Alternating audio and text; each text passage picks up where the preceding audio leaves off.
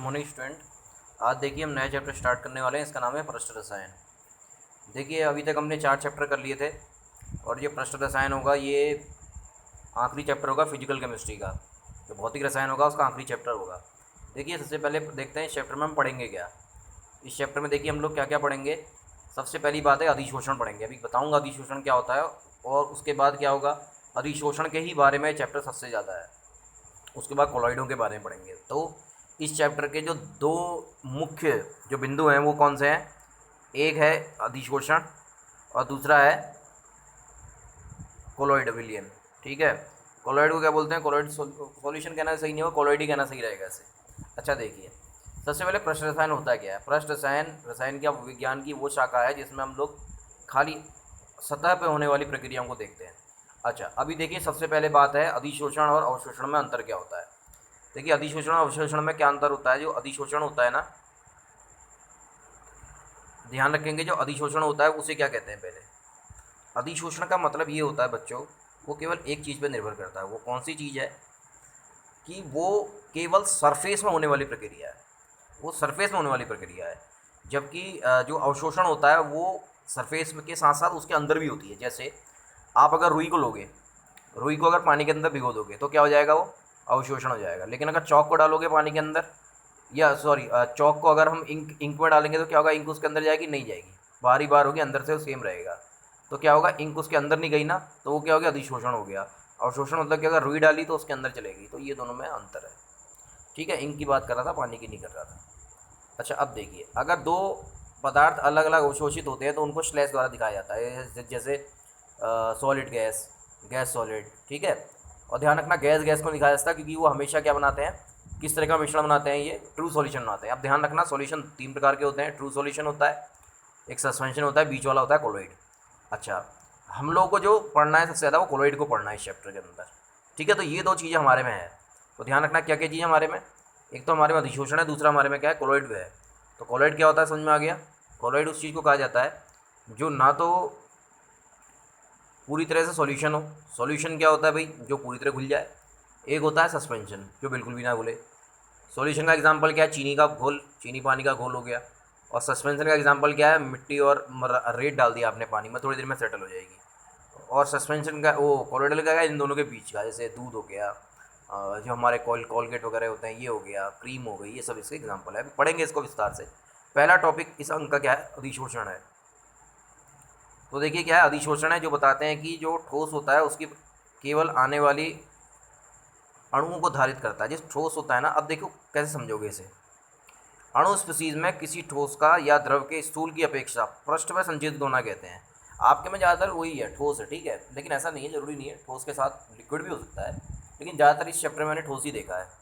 तो अणु स्पीसीज का द्रव के स्थूल की अपेक्षा पृष्ठ में संचित होना, उसकी प्रवृत्ति होती है कि पृष्ठ में संचित होगी। इसे करेंगे पहले तो हम भाई ये देखते हैं कि अधिशोषण में टर्मिनोलॉजी क्या क्या है, टर्म्स क्या क्या है। पहला है अधिशोष्य। अधिशोष्य किसे कहेंगे, जो पद जो पृष्ठ पर संग्रहित होता है उसे कहेंगे अधिशोष्य। और जिस जिस पृष्ठ पर होता है उसे कहेंगे अधिशोषक। जैसे हमने अभी देखा था, इंक को देखा था, तो इंक हो गई ना चौक के ऊपर, तो वो क्या है, अधिशोष्य है। अधिशोषण, उसका अधिशोषण हो रहा है, और अधिशोषक कौन है, चौक है। ठीक है। अच्छा क्रिया विधियों में अधिशोषण, अब इन्होंने उदाहरण दिए हैं इसको। इन्होंने कहा है, देखो सबसे बड़ा उदाहरण मैं अपनी निजी ज़िंदगी से बताता हूँ आपको, आप लोग समझेंगे हमारी निजी ज़िंदगी में क्या होता है।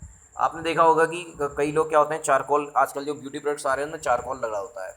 तो चारकोल का बेसिकली यही काम होता है। वो करता है क्या है, अधिशोषण कर लेता है पृष्ठ पे, और पृष्ठ पर अधिशोषण करके क्या कर लेता है, सारी की सारी जो गंदगी होती है उसको अगर चेहरे में लगाया जाए तो वो उसको कर लेता है, बाद में उसे निकाल देते हैं हम लोग।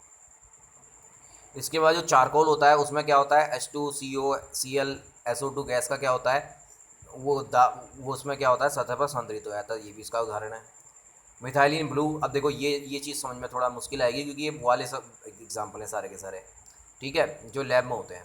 मिथाइलिन ब्लू के विलियन में जब चारकोल मिलाया जाता है तो क्या करता है, चारकोल उसको निस्संद कर देता है। जैसे आप मिथाइलिन ब्लू लोगे केमिकल में, चारकोल मिलाएंगे तो उसका रंग हल्का हो जाएगा। क्यों, क्योंकि उसको अधिशोषित कर लिया है उसने। किसने अधिशोषित कर लिया है, चारकोल ने। तो चारकोल देखो बहुत ज़्यादा काम आता है, बार बार एग्जाम्पल आ रहा है इसका।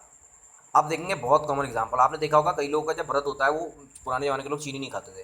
क्योंकि पुराने ज़माने में क्या होता था, जो चीनी होती थी ना बच्चों, उसको जो फिल्टर किया जाता था, चीनी को फिल्टर करने का तरीका क्या होता था कि वो उसे क्या करते थे, एनिमल चारकोल से गुजारते थे। एनिमल चारकोल जितना हड्डियों से बना होता है, ठीक है, तो इसलिए कई लोग नहीं खाते थे। आज नहीं होता ऐसा, आज अलग तरीके हैं, तो पहले ऐसा होता था।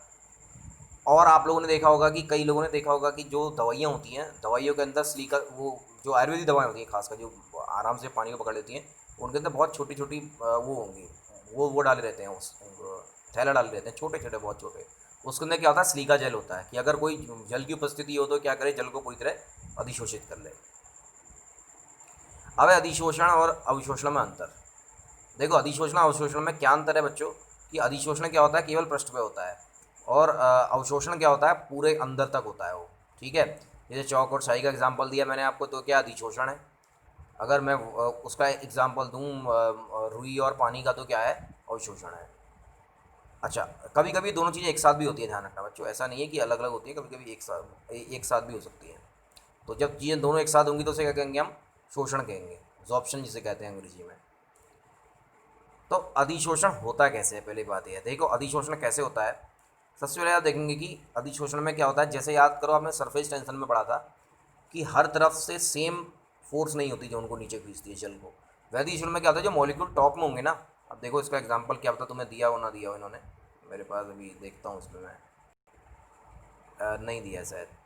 अब देखो मैं आपको बताता हूँ, एक अणु है, वो चारों तरफ बराबर नहीं खींचा जाएगा, सब बराबर खींच जाएंगे नीचे वाले, लेकिन जो टॉप वाला होगा वो केवल एक ही तरफ से ऊपर वो फ्री होगा।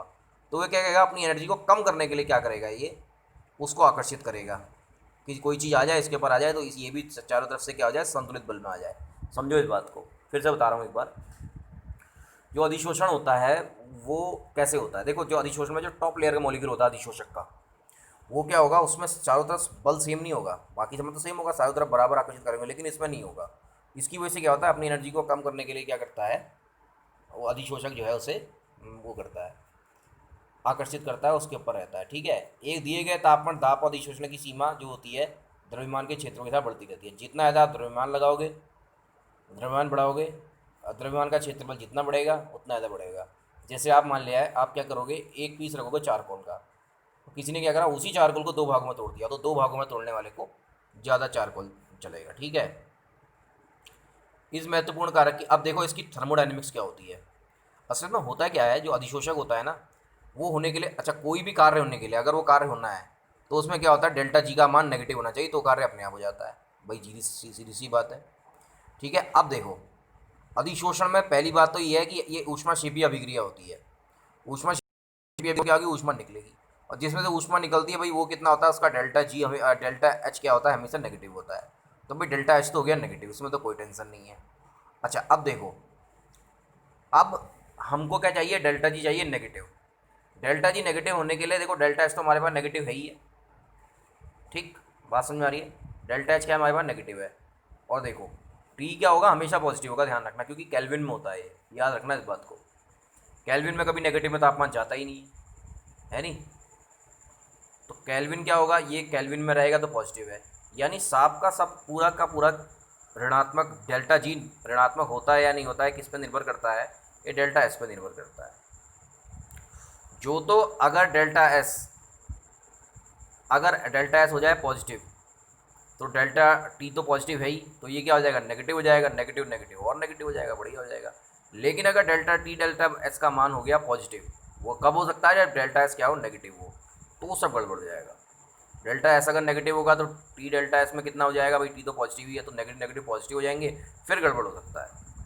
तो बात समझ आ रही है आपको। और किस पर निर्भर करता है, टेम्परेचर का बड़ा हो जाएगा, अगर टेम्परेचर बड़ा हो गया बहुत ज़्यादा, ठीक है, और डेल्टा एस भी नेगेटिव हो गया, तो टेम्परेचर तो नेगेटिव, बड़ा नेगेटिव, तो इसकी डेल्टा एच तो नेगेटिव है, तो टी डेल्टा एस का मान कितना हो जाएगा, नेगेटिव है, तो डेल्टा जी का मान, तो टी डेल्टा एस हो जाएगा पॉजिटिव, तो डेल्टा जी का मान हो जाएगा पॉजिटिव। तो ये बात आप लोग ध्यान रखेंगे, तो इस बात पर निर्भर करता है। जैसे जैसे अधिशोषण बढ़ता है, डेल्टा एच क्या होता है, नेगेटिव कम होता चला जाता है, और अंत में क्या होता है, ये जब दोनों बराबर हो जाएंगे सब, तो डेल्टा जी का मान शून्य हो जाएगा, और इसमें क्या होगी, साम्य की स्थापना हो जाएगी। एक बार फिर बता रहा हूँ पूरा का पूरा क्या होता है। देखो, ये जो रिएक्शन है वो किस पर गवर्न करता है, डेल्टा जी बराबर delta H minus T delta S. पहली बात तो हो गई ये। अब डेल्टा एच जी अगर नेगेटिव तभी हो सकता है, तो या तो डेल्टा एच नेगेटिव हो जाए, या ये डेल्टा एच तो हमेशा नेगेटिव होता है। अब टी डेल्टा एस अगर हो जाएगा पॉजिटिव, तो टी डेल्टा एस अगर पॉजिटिव हो जाएगा तो डेल्टा एस अगर हो जाएगा पॉजिटिव तो टी डेल्टा एस नेगेटिव हो जाएगा, और नेगेटिव होने की वजह से क्या होगा, फिर तो बढ़िया ही है। लेकिन अगर डेल्टा एस नेगेटिव हो गया और टी ज़्यादा हुआ तो डेल्टा एच आ जाएगा पॉजिटिव, गड़बड़ हो जाएगी। तो ये तब तक इंतजार करता है, डेल्टा एच नेगेटिव कम होता चला जाएगा, तब तक इंतजार करेगा जब तक डेल्टा जी जीरो ना हो जाए। एक बार डेल्टा जीरो आ गया तो रिएक्शन आगे नहीं बढ़ेगा। ठीक है बच्चों, तो ये हमने देखा, आगे भी इसको देखेंगे। ठीक है, अभी के लिए इतना ही करते हैं, फिर से देखेंगे। धन्यवाद बच्चों।